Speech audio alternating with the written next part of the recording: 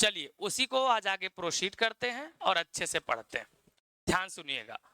कल मैंने आपको बताया कि वास्तव में जो ये क्रस्ट है यानी हमारी पृथ्वी है, हमारी पृथ्वी पर ये हमारे पृथ्वी का वायुमंडल कौन है?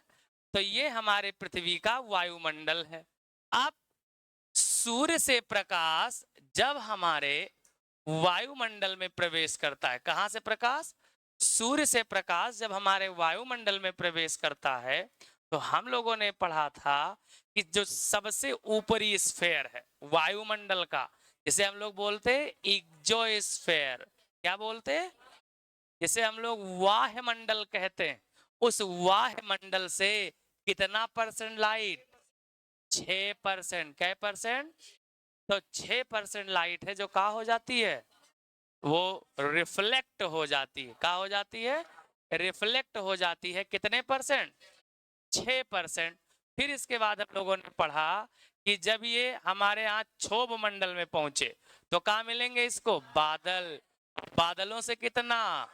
27%। कितना परसेंट? 27% रिफ्लेक्ट हो जाता है।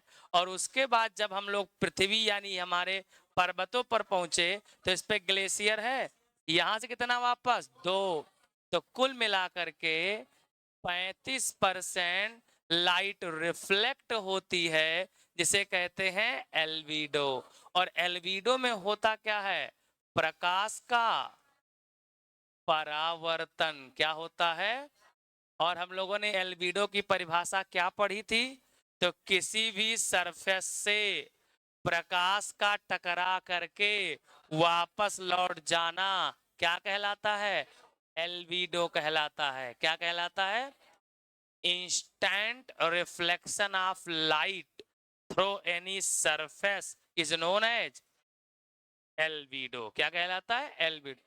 जो चीज जितनी अच्छी चमकेगी उसका एल्बिडो मान उतना अच्छा होगा। जिसका एल्बिडो मान, ध्यान सुनो, जिसका एल्बिडो मान जितना अच्छा होगा, जिसका एल्बिडो मान जितना अच्छा होगा, वो चीज क्या होगी? तो वो उतनी ज्यादा चमकेगी। इसीलिए देखा होगा कि शादी ब्याह के पहले लड़कियां और महिलाएं बीएलसीसी जाती हैं। काहे? तो जैसे बीएलसीसी जाएंगी वो क्या होगा?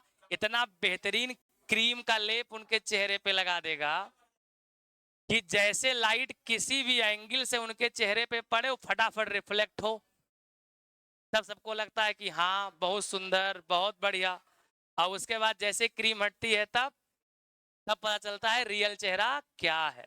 तो जितना बेहतरीन, अरे शांत हो जाओ, जितना बढ़िया रिफ्लेक्शन होगा उतना अच्छा का होगा। तो जितना अच्छा रिफ्लेक्शन होगा उतना ही बढ़िया वो चीजें चमकेंगी। लेकिन ध्यान रहे, जहां का एल्बिडो मान जितना अधिक हो जाएगा वहां पर टेम्परेचर मिनिमम या एकदम कम रहेगा। और जहां टेम्परेचर नहीं होगा वहां कभी पेड़ पौधे नहीं होंगे, क्योंकि जब तक पेड़ पौधे नहीं होंगे तब तक जीवन संभव है ही नहीं। इसलिए जहां पर पेड़ पौधे खूब ज्यादा हो, जहां पर जीव जंतु खूब ज्यादा हो, वहां का एल्बिडो मान कम होगा। एल्बिडो मान कम। तो सबसे ज्यादा पेड़ पौधे कहाँ? इक्वेटर के किनारे। किसके किनारे? इक्वेटर के किनारे, सदाबहारी वन। इसलिए उसका एल्बिडो मान कहाँ है? बोलो, सबसे कम है। क्या है? सबसे कम। यानी जितना सूर्यातप आएगा सबको क्या करेगा? एब्जॉर्ब करेगा, रोकेगा। रोकेगा तो जो पेड़ पौधे हो क्या करेंगे? प्रकाश संश्लेषण। क्या करेंगे?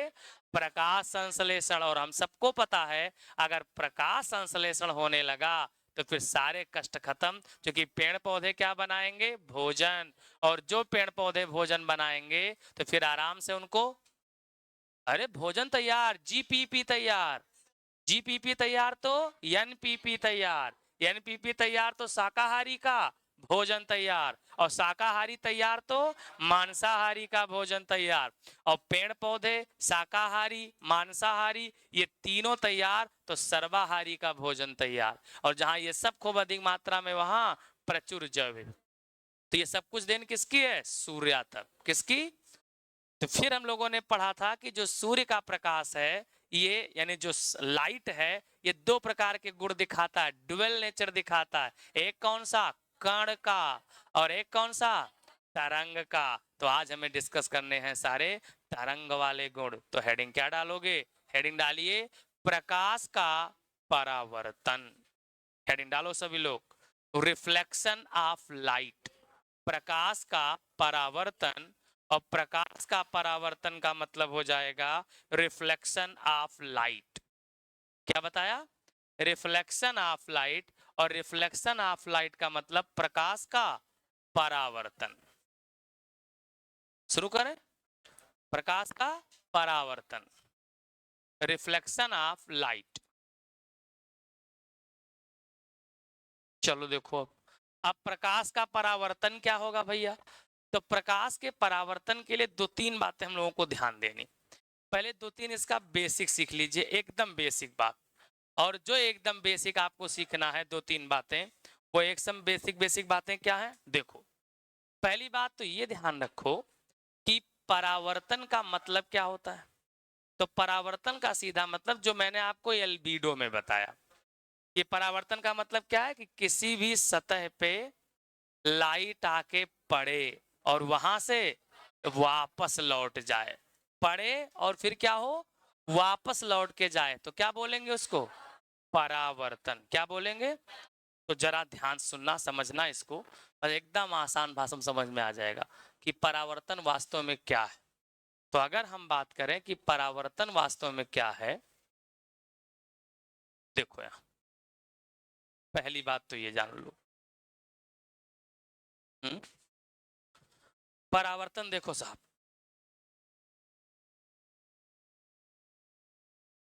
चलो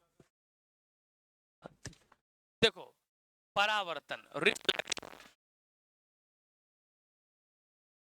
रिफ्लेक्शन ऑफ लाइट, प्रकाश का परावर्तन। देखो साहब, सबसे पहली जरूरत तो ये होती है कि जो भी प्रकाश है, जो भी लाइट है, जो किसी सरफेस पे लाइट आकर के इंसिडेंट होती है, मान लो ये कोई सरफेस, और इस सरफेस पे आकर के लाइट इंसिडेंट होती, तो जिस सरफेस पर लाइट आकर के इंसिडेंट होगी, जो लाइट आकर के गिरती है, ये मान लो लाइट आई, तो आने वाले लाइट को हम लोग बोलते हैं आपतित किरण।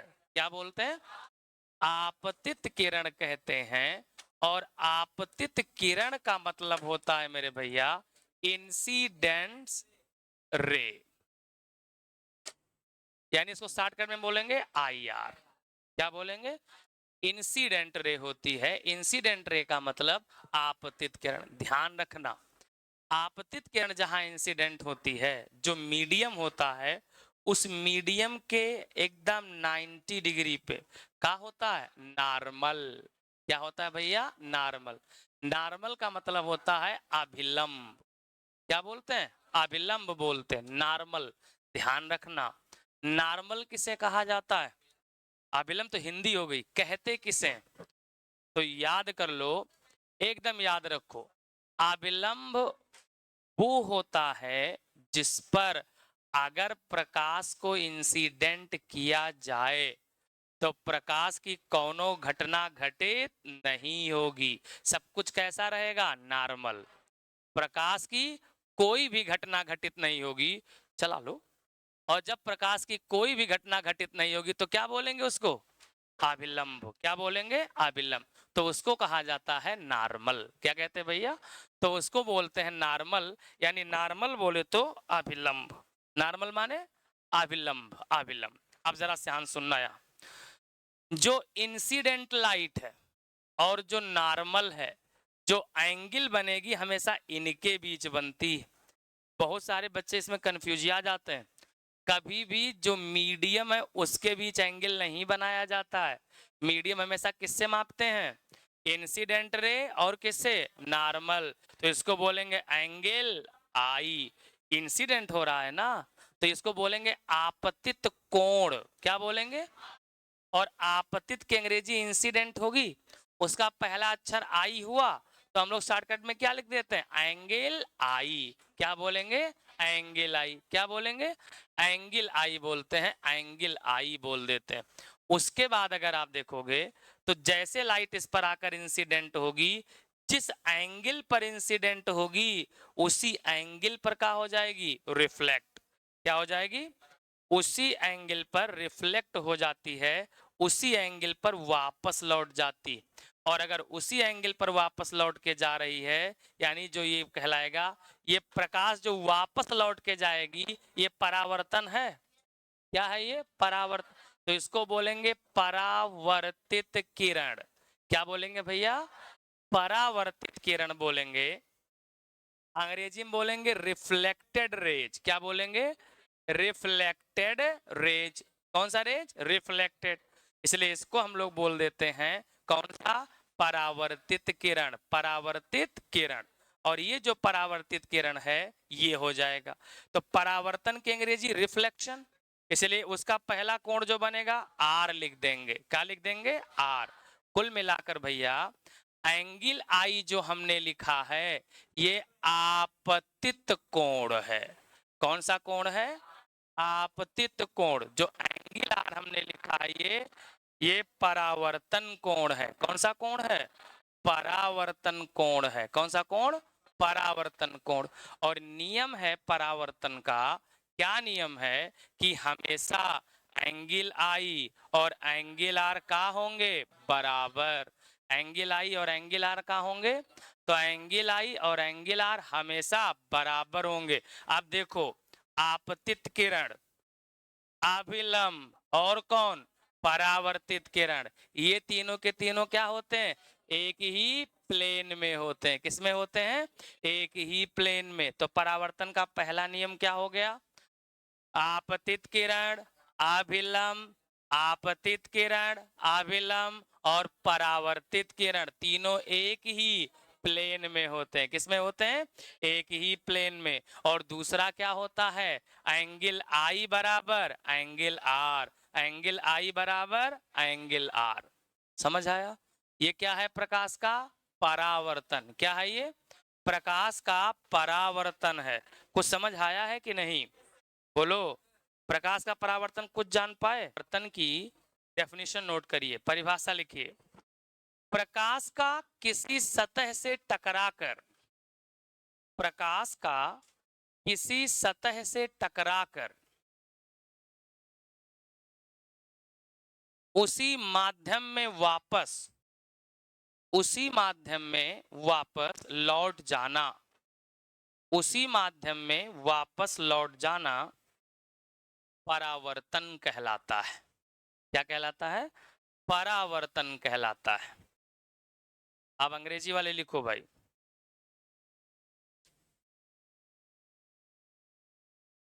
The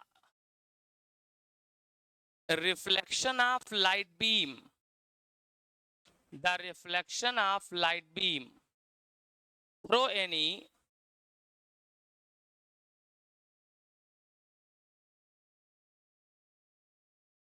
smooth and opaque surface, smooth and opaque surface in own medium, in their own medium, is known as reflection of light, is known as reflection of light। प्रकाश का क्या कहलाता है? परावर्तन कहलाता है।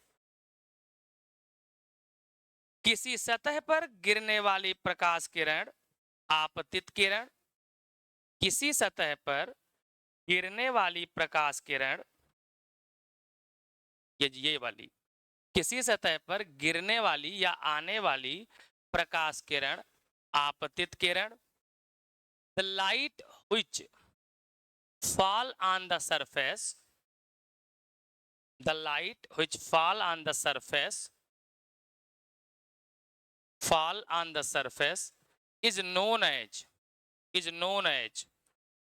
इंसिडेंस रे, आपतित किरण। और वापस जाने वाली किरण को एंड द रिटर्निंग रे, और वापस जाने वाली किरण को and the returning ray is known as reflected ray, उसे परावर्तित किरण कहते हैं। उसे परावर्तित किरण कहते हैं। कौन सा किरण कहते हैं बेटा? परावर्तित, रिफ्लेक्टेड रेज कहते हैं। परावर्तन के दो नियम हैं। There are two rule of reflection. परावर्तन के दो नियम हैं। There are two rule of reflection. क्या नियम? दो। नंबर 1, आपतित किरण, अभिलंब और परावर्तित किरण तीनों एक ही प्लेन पर होते हैं। तीनों एक ही प्लेन पर होते हैं। Incident ray, normal and reflected ray are on same plane. Are on same plane, एक ही प्लेन पर होते हैं। नंबर दो, sine I equal to sine R. Sorry ऐसे नहीं, अरे गड़बड़ हो जाएगा। वो हम अपवर्तन चले गए थे। लिखो angle I equal to angle R. Angle I equal to angle R. Angle I बराबर एंगल आर। और पता है एंगल आई का है? Incident angle. और आर का है? रिफ्लेक्टेड एंगल, परावर्तन कोण। समझ आया? बोलो। परावर्तन की सबसे खास बात यह है कि प्रकाश के परावर्तन होने से ही हमें चीजें दिखती हैं। हमें चीजें दिखती, क्योंकि अगर प्रकाश का परावर्तन नहीं होता तो जितने भी, कल बताया था ना, दीप्त वस्तुएं, अदीप्त वस्तुएं, तो अगर प्रकाश का परावर्तन ना होता तो जितनी अदीप्त वस्तुएं थी हम उनको देख ही ना पाते। क्यों? अदीप्त मतलब जिसके पास अपना स्वयं का प्रकाश नहीं होता। वो कौन होती है? अदीप्त। और जिनके पास स्वयं का प्रकाश है वो दीप्त या प्रदीप्त भी कहते हैं। जैसे ये सब कहाँ है? ये सब दीप्त है। हम लोग कहाँ हैं? अदीप्त है। हम लोगों के पास अपना कोनो प्रकाश नहीं। अगर किसी तरफ से प्रकाश हम लोगों पर ना पड़े तो हम नहीं दिखेंगे। तभी तो मैंने बताया कि जितना, इसलिए जितने जितने भी स्किन स्मूथ होती है वो लोग, वायु चेहरा उतना चमकता हुआ दिखता है। जैसे बर्फ है, बर्फ क्या है? एकदम धवल, एकदम चमकता हुआ दिखेगा। कौन? बर्फ। समझ आया? चलो आगे बढ़े। अब तो ये कौन हो गया भैया? प्रकाश का परावर्तन। अब हेडिंग डालो, प्रकाश का अपवर्तन, रिफ्रैक्शन ऑफ लाइट। प्रकाश का अपवर्तन, प्रकाश का अपवर्तन।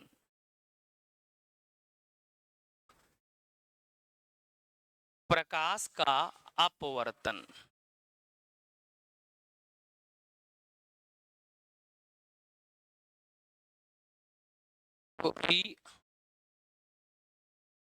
Fraction of light. Refraction of light. ये रिफ्रैक्शन होता है और वो रिफ्लेक्शन होता है। तो रिफ्रैक्शन ऑफ लाइट, प्रकाश का अपवर्तन। अब समझो जरा, प्रकाश के अपवर्तन को समझने से पहले एक दो बातें बहुत छोटी छोटी नॉर्मल जो आपको पता भी है। पहली बात हमको जानना चाहिए कि जो माध्यम होते हैं जिनसे होकर के प्रकाश किरणें गुजरती, बेसिकली ये दो प्रकार के होते हैं। एक को हम लोग कहते हैं सघन माध्यम, दूसरे को कहते हैं विरल माध्यम। जहां पर मॉलिक्यूल पास पास हो वो सघन माध्यम, जहां पर मॉलिक्यूल दूर दूर हो वो क्या हो जाएगा? विरल। तो मीडियम जो होते हैं ये दो प्रकार के होते हैं। एक होता है डेंस मीडियम, दूसरा होता है रेयर मीडियम। एक कौन सा? Dense medium. एक कौन सा? रेयर। डेंस माने हो गया कौन सा माध्यम? सघन। दूसरा कौन सा हो जाएगा? विरल। तो एक सघन माध्यम होता है, दूसरा कौन सा? विरल माध्यम होता है। जैसे एग्जाम्पल देता हूं, विरल माध्यम का बेस्ट एग्जाम्पल कौन है? एयर। ठीक। और सघन में अगर हम जाएं तो हमको क्या मिल जाएगा? ग्लास, वाटर भी मिल जाएगा। पानी में प्रकाश जाता कि नहीं जाता? जाता है।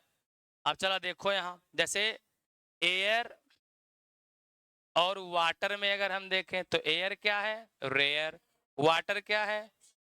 डेंस है। ठीक। वाटर और ग्लास में देखें तो फिर वाटर का हो जाएगा रेयर, ग्लास क्या हो जाएगा, मतलब सीधा क्या है, जिसमें मालिक्यूल ज्यादा पास पास वो हमेशा क्या होगा, सघन, इसमें मालिक्यूल दूर दूर वो क्या होगा, विरल। और ध्यान रखना, अपवर्तन तभी होगा, अपवर्तन तभी होगा जब मीडियम चेंज हो। बिना माध्यम के चेंज हुए कभी अपवर्तन नहीं हो सकता। अपवर्तन के लिए पहली शर्त है, क्या पहली शर्त है, कि medium should be change, medium परिवर्तित होना चाहिए। कहने का सीधा मतलब क्या है, तो कहने का सीधा मतलब है कि अगर लाइट रेयर से आ रही है तो डेंस में जानी चाहिए, डेंस से आ रही है तो रेयर में जानी चाहिए। सेम मीडियम में अगर लाइट रह गई तो फिर कोनो घटना, मतलब तो फिर अपवर्तन की घटना नहीं हो सकती। दूसरी बात आपको यहाँ ध्यान देना है कि अपवर्तन हमेशा तभी होगा जब माध्यम पारदर्शी हो। अच्छा, माध्यम के पारदर्शी में भी एक बात समझ लो ऐसे कि जो भी मीडियम होते हैं, इन मीडियम को हम लोग बेसिकली तीन भागों में बांटते हैं। पहला कहते हैं पारदर्शी। पारदर्शी का मतलब होता है कि जिससे होकर, पारदर्शी का मतलब क्या है, जिससे होकर लाइट आर पार हो जाए, मतलब इधर से देखें बीच में कुछ लगा है तो उस तरफ का भी हमको दिखाई दे, तो क्या बोलेंगे उसको, पारद, अंग्रेजी में ट्रांसपेरेंट बोलते हैं। क्या बोलते हैं, जिस माध्यम को लाइट पूर्णतः पार कर जाए उसे कौन सा माध्यम, पारदर्शी। कौन सा माध्यम, पारदर्शी माध्यम कहते हैं। शर्त है जिसको लाइट का कर जाए, पार कर जाए।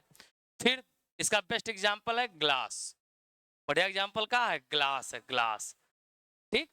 फिर इसके बाद दूसरा होता है अल्प पारदर्शी। अल्प पारदर्शी, अल्प पारदर्शी का मतलब है ऐसा माध्यम जिसको लाइट पूर्णतः पार ना कर पाए, थोड़ा बहुत अंश पार कर जाए। इसका बेहतरीन एग्जांपल आपको याद होगा, जब स्कूलों में पढ़े थे तो उस समय हम लोग खोपड़ी में तेल खूब लगा के जाते थे, तो गुरुजी क्या कहते थे, पन्ना फाड़ और खोपड़ी में रगड़ एक बार, बस दिखाई का हो।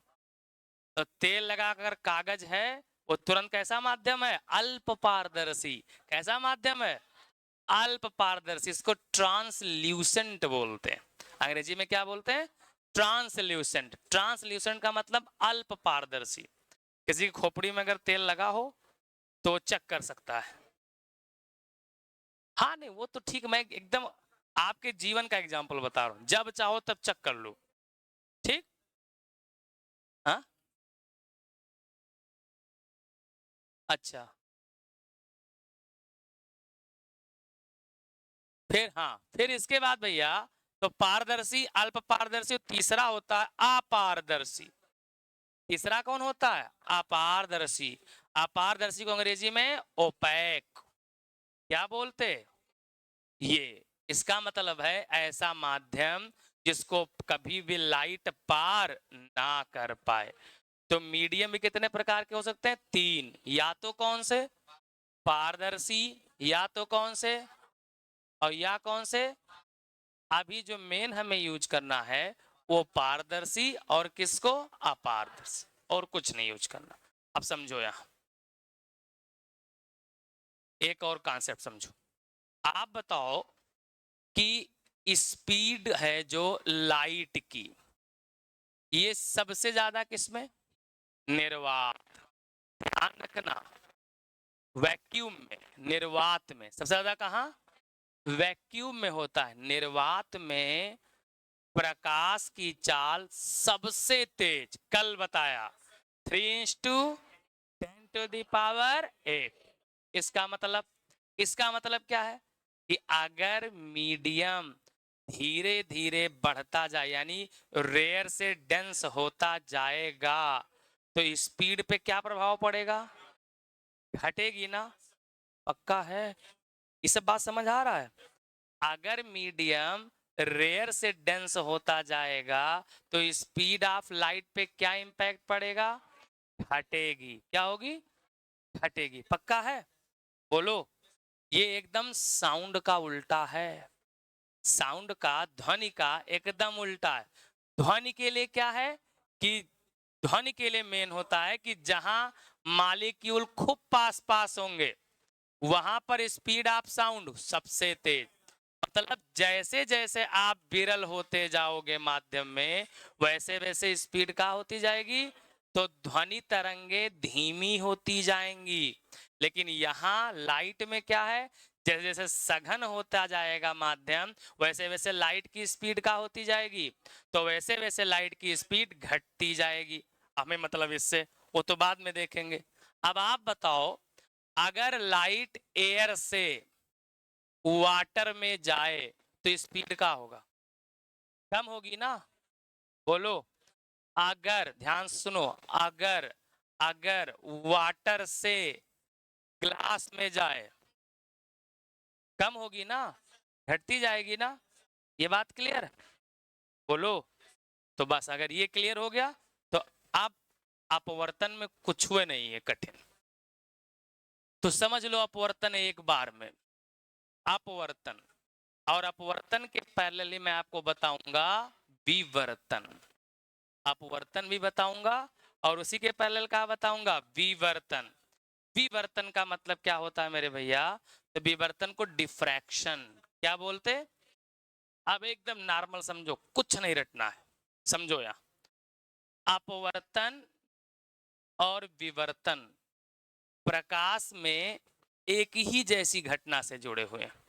एक परिभाषा याद कर लेना है खाली, क्या, तो आपको याद करना है bending of light beam. Bending of light beam, प्रकाश की किरणों का झुकना या मुड़ना। फिर से बोलो, प्रकाश की किरणों का झुकना या मुड़ना। प्रकाश की किरणों का झुकना या मुड़ना। झुकना या मुड़ना किसका, प्रकाश की किरणों का झुकना या मुड़ना। क्या बोला हमने, बेंडिंग ऑफ लाइट बीम। बस और कुछ नहीं याद करना, बस अगली कंडीशन याद कर लो कि अगर बेंडिंग ऑफ लाइट बीम किसी ट्रांसपेरेंट मीडियम में हो रही है। क्या बोला मैंने, अगर बेंडिंग ऑफ लाइट बीम किसी पारदर्शी माध्यम में हो रही है। कहां हो रही भैया, किसी पारदर्शी माध्यम में हो रही है, तो उसको बोलेंगे अपवर्तन। क्या बोलेंगे, और अगर बेंडिंग ऑफ लाइट बीम किसी अपारदर्शी माध्यम में हो रही है, कौन है माध्यम में, तो उसको बोलेंगे विवर्तन। और कोई अंतर ही नहीं, और कोई अंतर ही नहीं है। क्या याद किया, bending of light beam through any transparent medium, through any transparent medium is known as refraction. Refraction of light, while bending of light beam through any opaque medium is known as diffraction of light. अंतर नहीं समझ में आवा। बोलो, ऐसे प्रकाश की किरण आ रही है, उस पार भी माध्यम, ये माध्यम कैसा है, ये माध्यम पारदर्शी, इसको पार की झुक गई, ऐसे जाए कैसे भी झुक जाए। माध्यम कैसा था, पारदर्शी, तो प्रकाश की कौन सी घटना हो गई, अपवर्तन। कौन सी घटना हो गई, और अगर लाइट बीम है और वो लाइट बीम का हो जाए किसी भी अपारदर्शी माध्यम में, क्या करे, झुक या मुड़ जाए, तो क्या बोलेंगे उसको, विवर्तन। नहीं याद हुआ, पक्का। हाँ, कैसे झुकेगी, ऐसे झुकेगी जैसे मैं यहाँ खड़ा हूं और लाइट देखो पड़ रही है, और देखो ये झुक के गई, हमको फाड़ थोड़े पाएगी लाइट, हम अपारदर्शी हैं, हमको फाड़ तो पाएगी नहीं, यहाँ पड़ेगी कोने पे झुकेगी, और झुक के फिर आगे जाके सीधी होगी। जितना झुकेगी उतनी दूर तक हमारी इमेज, हमारी परछाई बनेगी। अगर प्रकाश की किरण अपारदर्शी में झुकती मुड़ती ना, तो फिर कभी शैडो ना बनता, परछाई ना बनती, तो हम सब क्या हो जाते, प्रेतात्मा। ऐसा हम लोग सुनते हैं ना कि प्रेत का, ब्रह्म राक्षस का कभी परछाई नहीं बनती, मतलब उनको पार करके लाइट निकल जाती। अब समझ आया। और अगर किसी को पहचानना है तो ऐसे पहचान लिया करो, ऐसे देखो, हाँ देखो परछाई बन गई, तो फिर प्रेतात्मा नहीं है। अब समझ आवा, बचपन में ख्याल आता था। अच्छा, सुनाइए सुनाइए। हाँ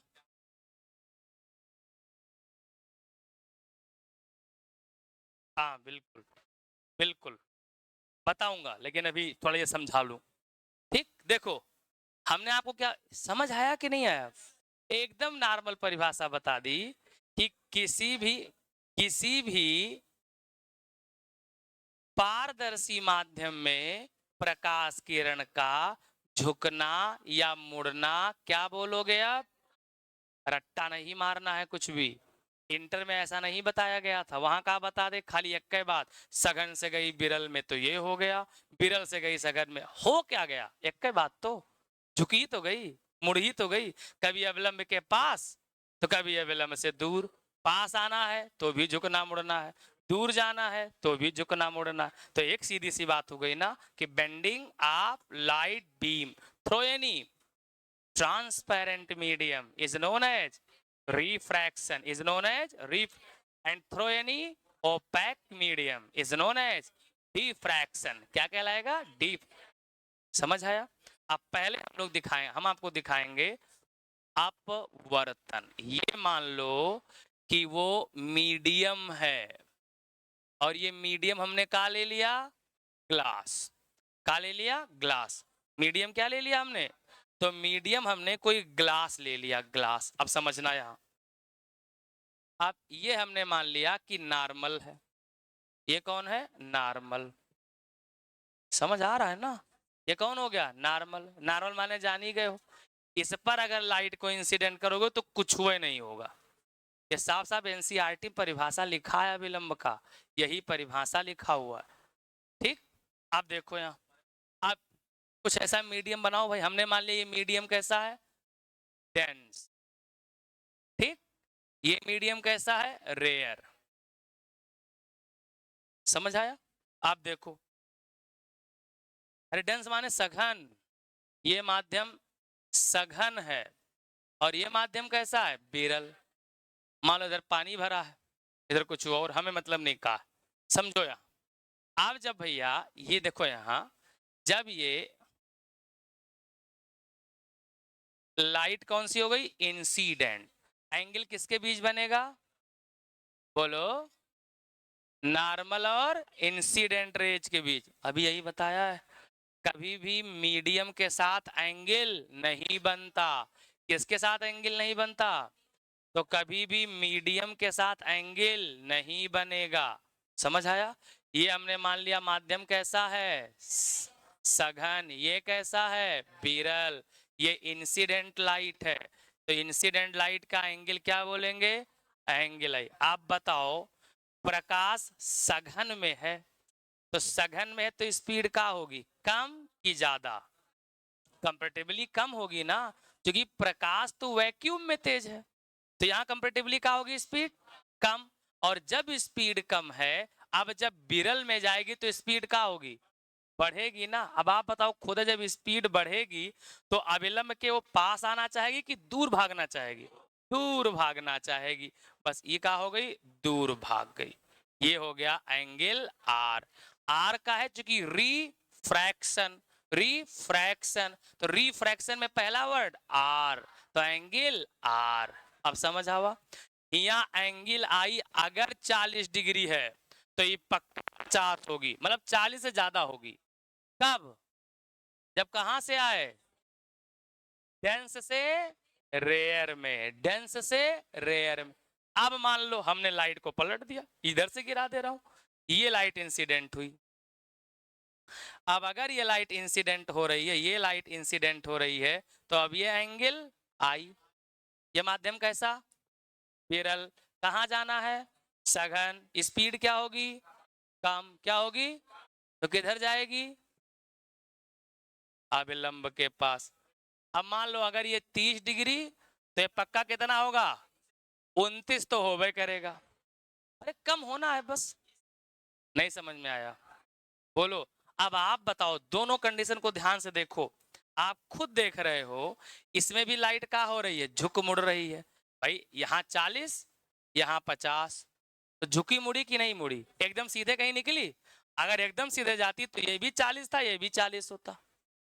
यहां भी आप देख रहे हो तो यहाँ 30, यहाँ 29, इसमें भी क्या हो रही है, झुक मुड़ रही।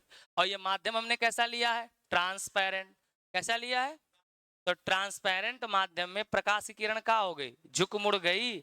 इसका मतलब प्रकाश की किरण का पारदर्शी माध्यम में झुकना या मुड़ना ही क्या कहलाएगा, बोलो क्या कहलाएगा, तो वो कहलाएगा अपवर्तन।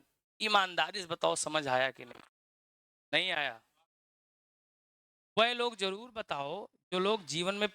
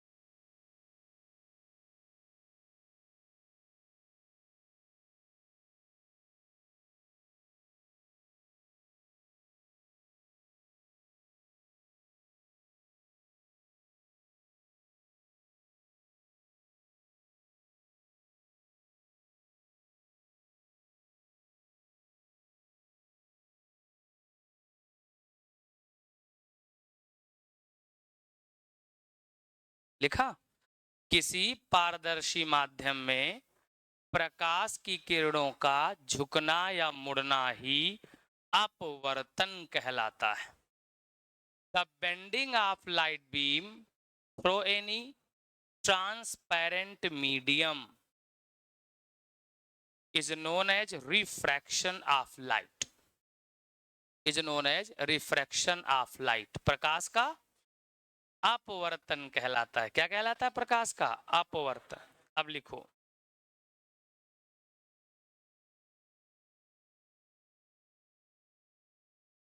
स्नेल ने पढ़ा होगा, स्नेल्स लॉ, याद आया, वही तो है। तो लिखो, स्नेल ने अपवर्तन के नियम को प्रतिपादित किया।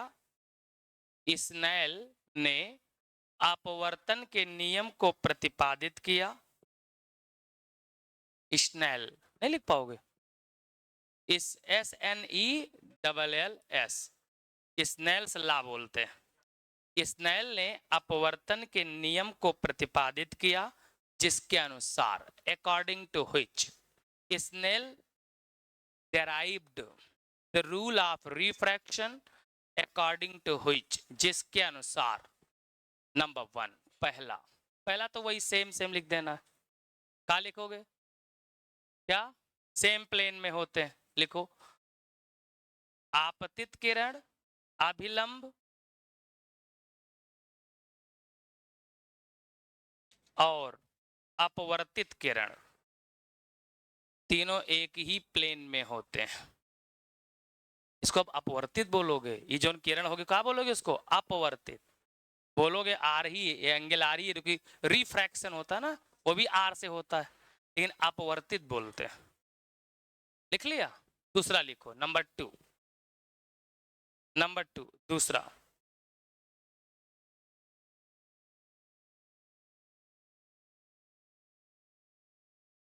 लिखो, किन्हीं दो माध्यमों, नंबर दूसरा, किन्हीं दो माध्यमों तथा एक ही रंग के प्रकाश के लिए, किन्हीं दो माध्यमों एक ही रंग के प्रकाश के लिए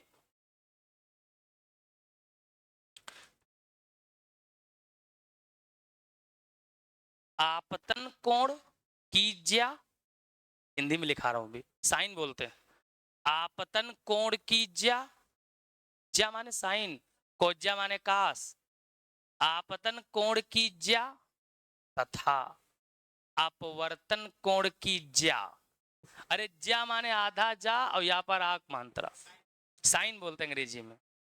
आपतन कोण की ज्या और अपवर्तन कोण की ज्या का अनुपात नियतांक होता है, नियत होता है,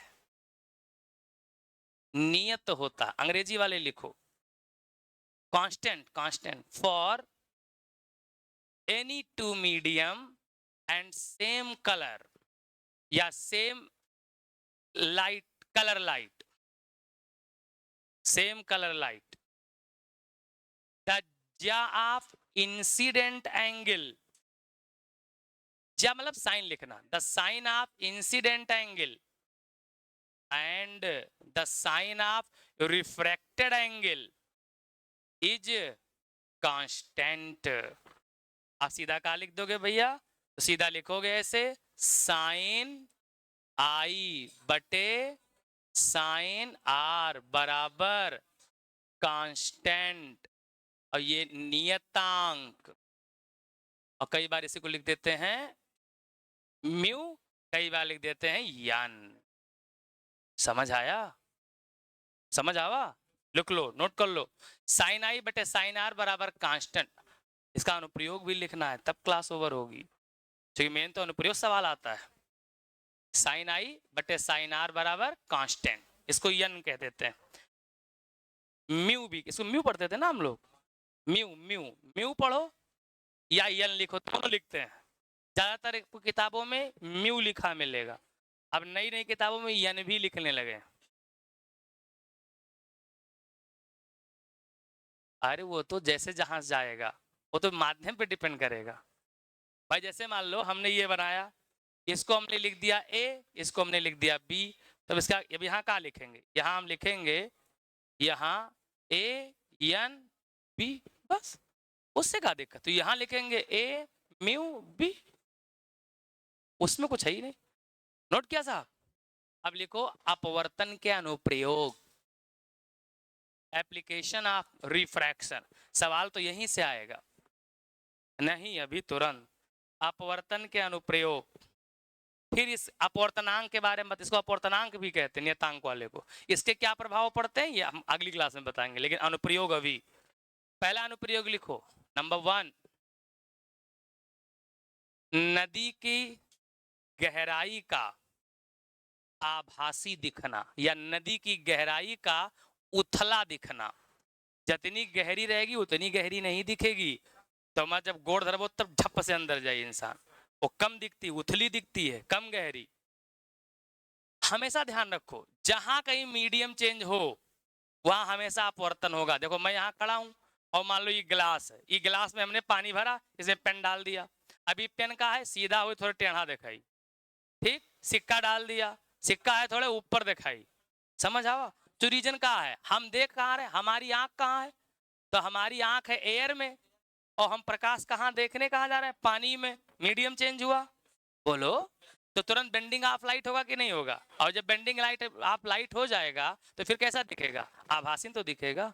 तो कुछ भी ऐसा आपसे पूछे तुरंत, जैसे मेन पूछता है ट्विंकलिंग ऑफ स्टार्स, तारों का टिमटिमाना, अब तारों का टिमटिमाना कौन सी घटना, अपवर्तन, कौन सी घटना, आप, क्यों, क्योंकि बीच में वैक्यूम पड़ रहा है, हम कहाँ हैं, एयर में, हम ऐसे देख रहे हैं तारे को, तो कहा है वो टिमटिमाता हुआ दिख रहा है, ट्विंकल ट्विंकल लिटिल स्टार, प्रकाश की कौन सी घटना, अपवर्तन, रिफ्रैक्शन।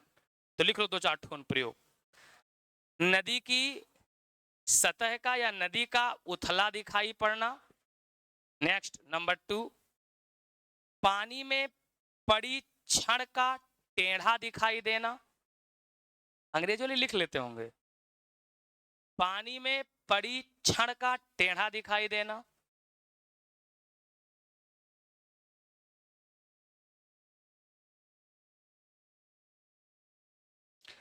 जल में पड़े सिक्के का उभरा दिखाई देना, जल में पड़े सिक्के का उभरा दिखाई देना।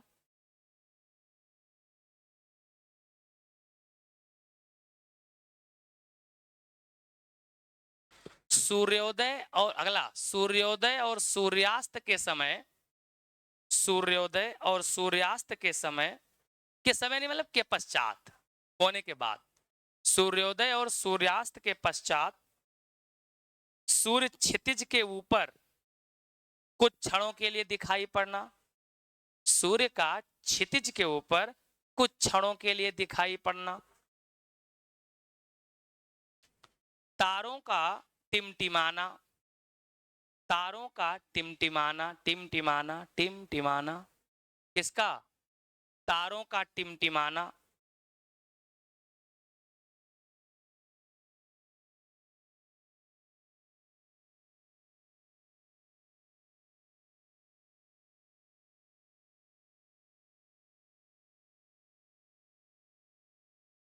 कुल मिला के जो कुछ भी पानी वानी में डूबा पूछेगा, मीडियम बदला हुआ पूछेगा, तुरंत क्या लगाओगे? प्रकाश का अपवर्तन। क्या लगाओगे?